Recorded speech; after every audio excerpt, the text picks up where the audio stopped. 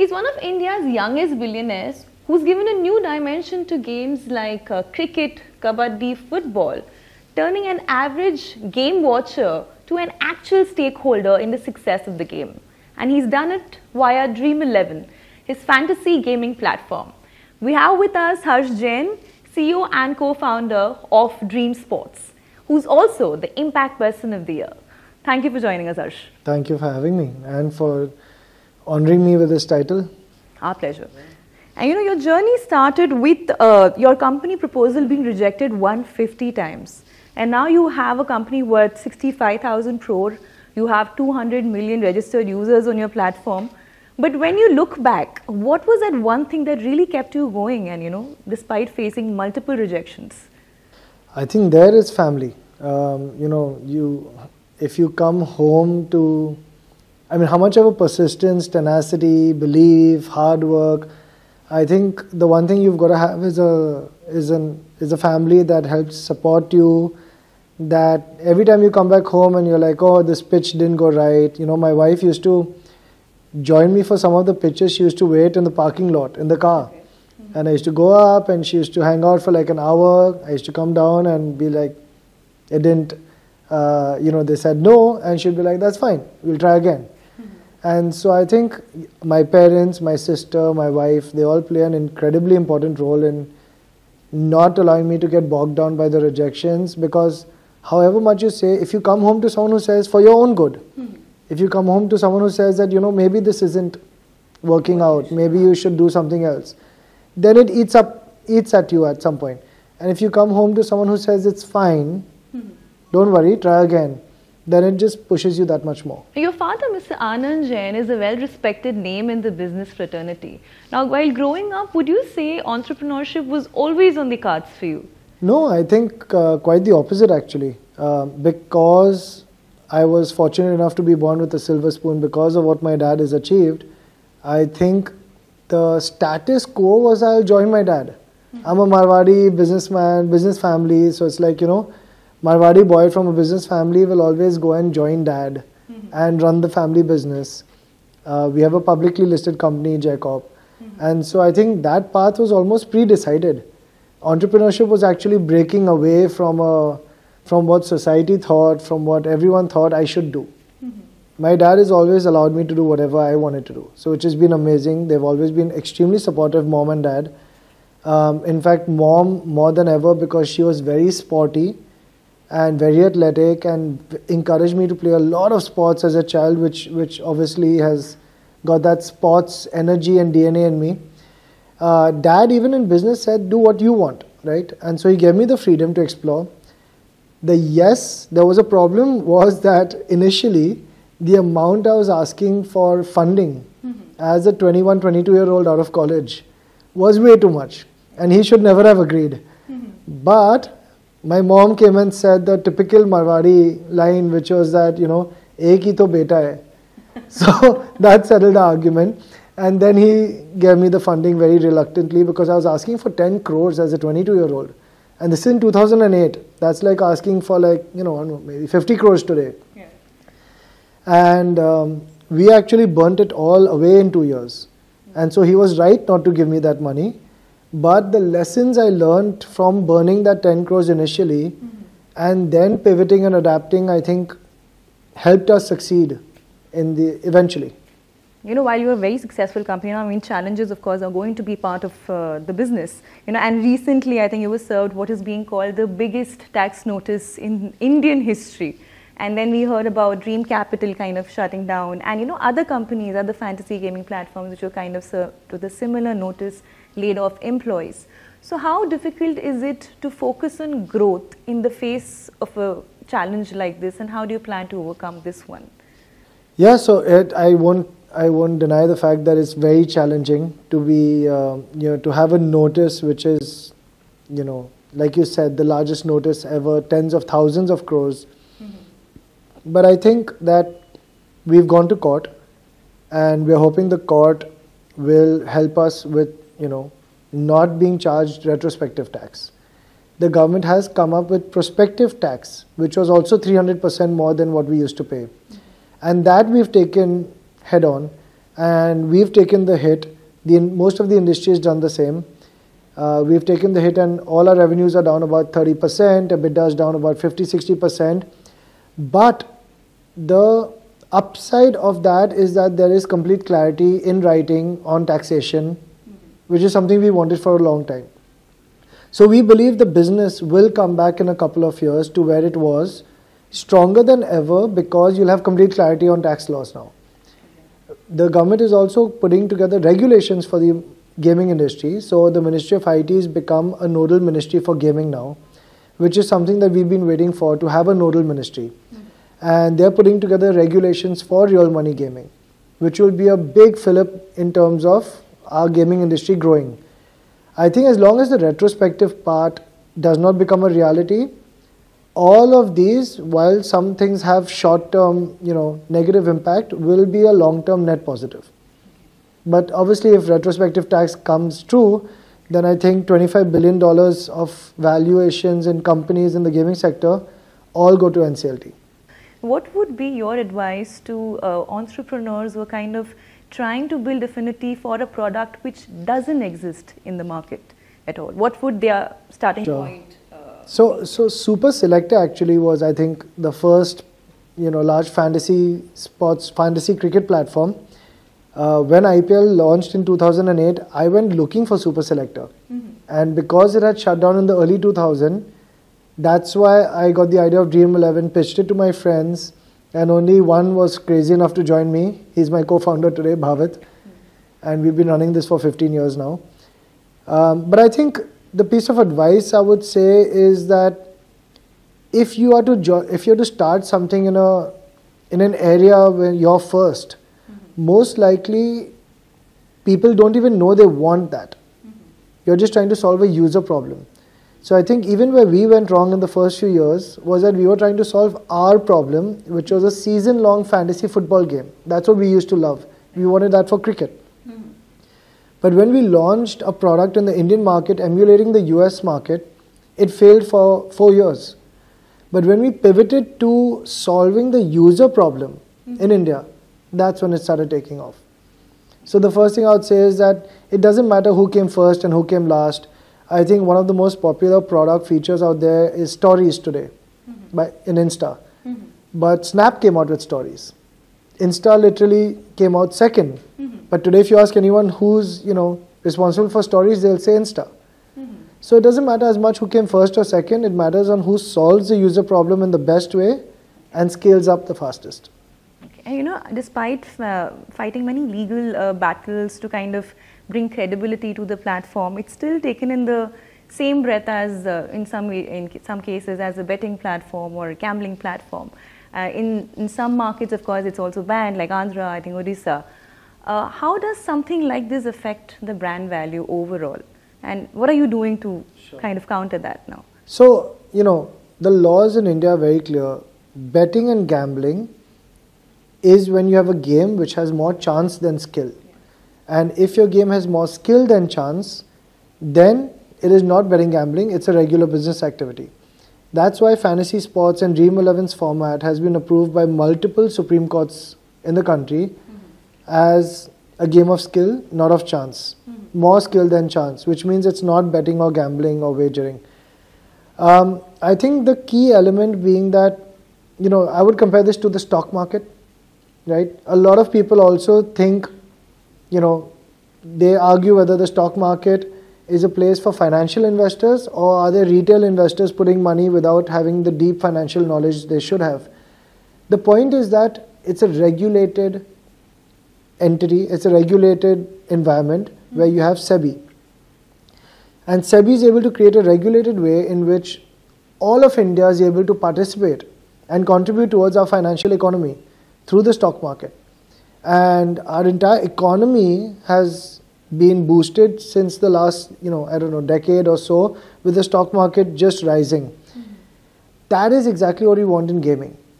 We want a regulator to come in. That's why I said one of the best things that's happened is that Ministry of IT has become a nodal ministry, and we're waiting for a SEBI kind of body to come in and regulate the whole gaming environment to better answer this question.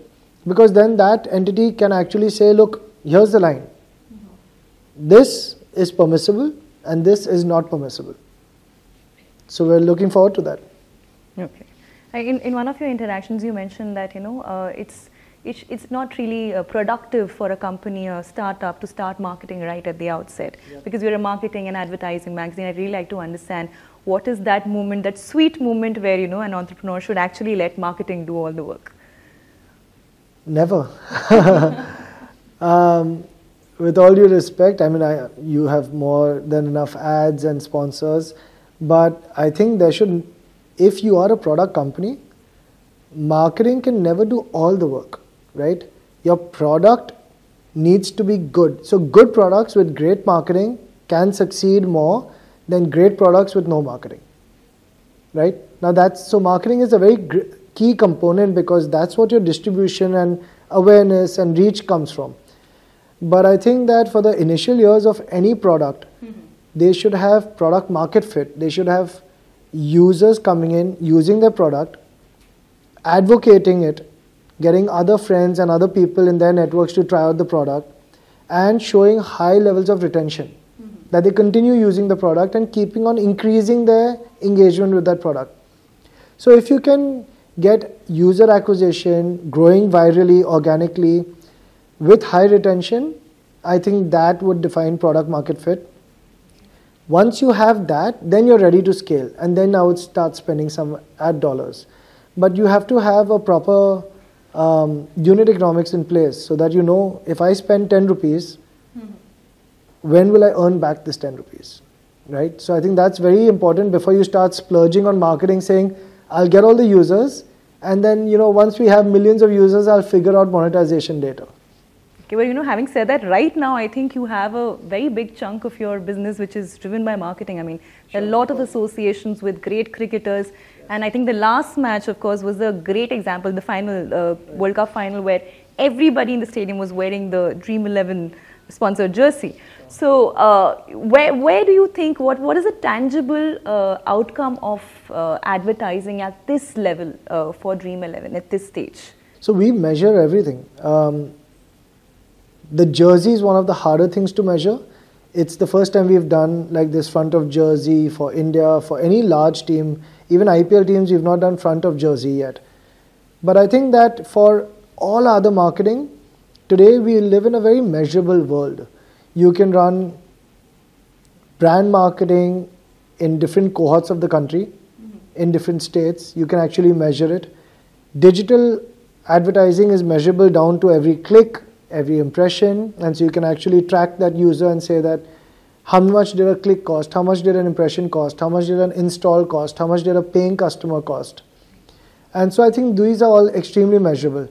So I think for any entrepreneurs looking to actually spend marketing dollars, I would put aside brand marketing for a long time, and I would start with digital advertising, which you can measure strongly. Brand marketing I would get when you almost have, diminishing returns on digital marketing, and when you're trying to elevate your brand presence and you're trying to actually have a brand awareness campaign. Okay. Cricket is something that drives this country. Want to understand what percentage of your revenue really comes from this sport? I mean, you have a range of sports on Dream11 right now. So I think it's still 90%. So India is a cricket crazy country, and we do try to constantly push other sports. But while other sports are growing great, like they're growing really well, kabaddi, even basketball, football, hockey, they're all growing well. But I think cricket continues to grow, right? So it's great to see India becoming a more diverse nation in terms of sports affinity. But I think cricket is still so dominant that maybe it's come down from 99% to 90%, but of a much larger pie. Yeah. And right now, I think you have a 42% market share in the fantasy gaming market. I actually don't know, because there's so many diverse reports which suggest all kinds of numbers. We try to focus on what we do. Okay, but having said that, there are so many, as the market is expanding, there are so many players entering the business. Do you think it's going to be difficult in the years to come to maintain that leadership position? Well, I hope so and hope not, in the sense that I hope the market expands so much that it's difficult for us to maintain this amount of market share in the same larger market. But I also hope that we can live up to those new users' needs and wants and continue to be the best place for them for fantasy sports. Okay, and you tried diversifying in some earlier this year. I mean, there was a UPI app launched planned. Then there was you've acquired a cricket stock startup company called Sixer. So, how important is it at this stage to get into different businesses for you? I think it's always important. Right now, we've been profitable for a few years now, and our strategy was that once we were profitable, we wanted to continue solving more problems for the sports fans in India.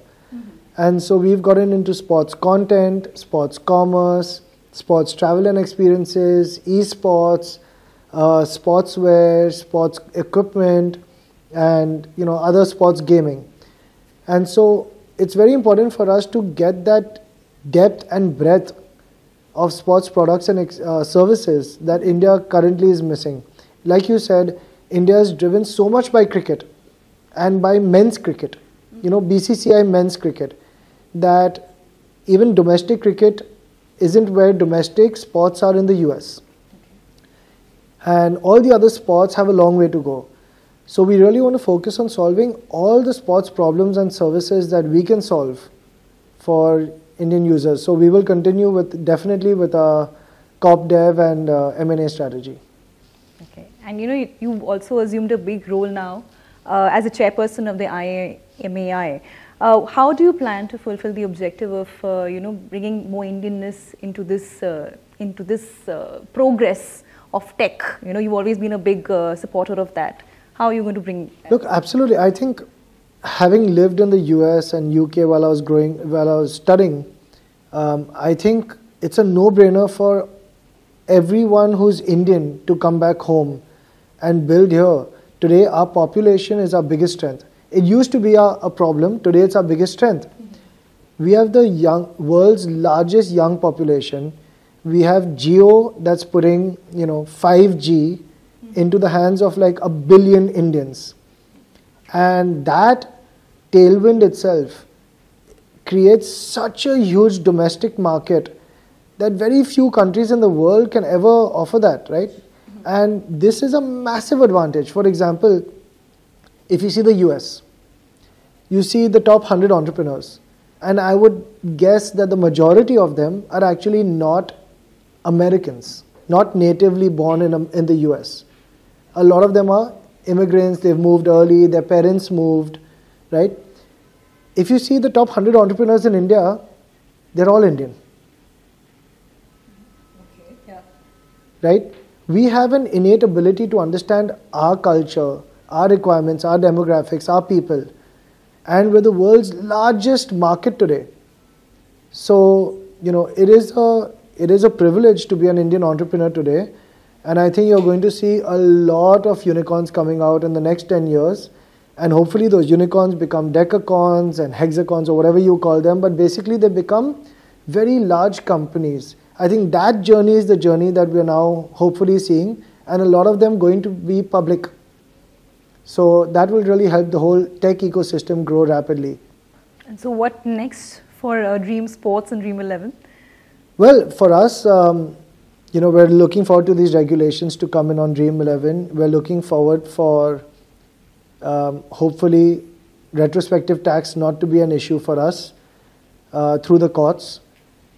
On Dream Sports, I think that we're really focusing on two things, which is we've recently pivoted from a VC strategy to a more of M&A and corp dev. We want to add a lot of value to sports companies who are at that cusp of like that Series C kind of stage where they've gone beyond product market fit and they're now looking to scale. We can help them get access to 200 million users. We can get them access to the best tech, product, marketing, design that we can offer them help with, our partnerships. So I think for us it's very important to try to expand our products and services within the sports and sports related domains. In fact, our company name in India is Sporta Technologies Private Limited, which stands for sports data. So we always say we're not a fantasy sports company. Fantasy Sports is just the first product that worked. We're a sports data company, and we're here to solve for the sports fan. Super. And just one last question. Sure. Who's that one entrepreneur in India that you really look up to? One would have to be Mukesh Ambani. Fabulous. And Harsh, congratulations once again on winning the Impact Person of the Year. Fabulous. Thank you so much. Thank you so much.